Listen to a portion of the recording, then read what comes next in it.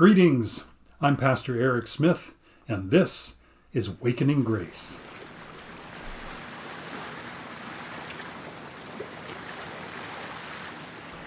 I want to tell you today about a foundational Wakening Grace story in my life. On my 13th birthday, my father took me fishing. It was something that I loved to do, and I loved especially to do it with him. We went out on an overnight boat from Shelter Island in Point Loma, and you got on the boat, about midnight, and went out there, and the engine's roaring, and the sea spray all over the place. Oh, it's just gorgeous, wonderful.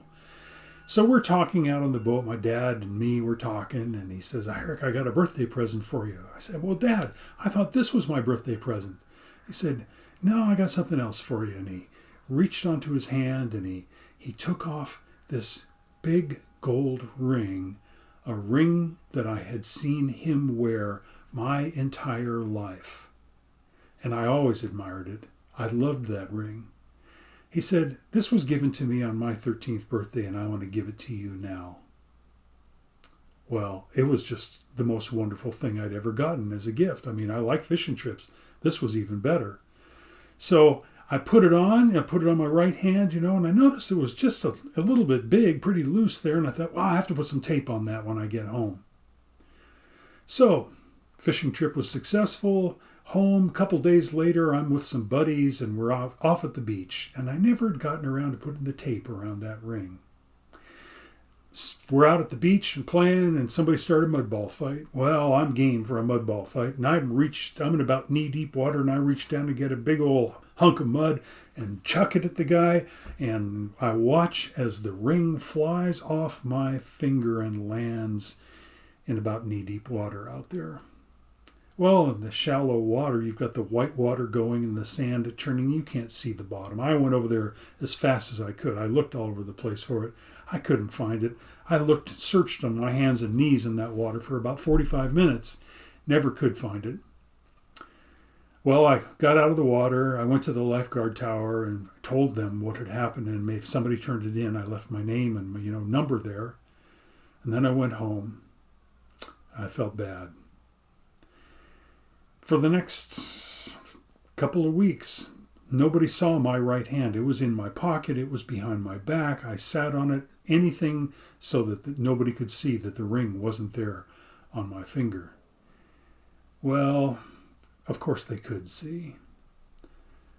About 2 weeks into this, there was a knock on my bedroom door one night. It's my dad. He says, "Eric, can we talk?"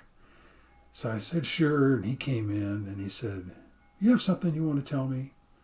And I said, "Oh, Dad," I said, "I feel so bad. I'm so sorry. I lost the ring." And I told him the story of what had happened in the mud ball fight and all that. And I'm just about beside myself. And then we sat quietly for a couple of moments. And he looked at me and he said, "Eric, here's how I'd like for you to think about this."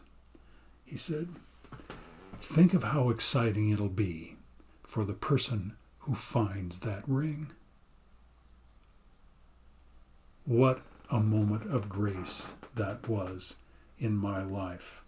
Obviously, because I'm telling you this story these many years later. Offering grace to a person in any moment, but especially one that's big like that, is magic. Jesus understood this magic. You understand it too.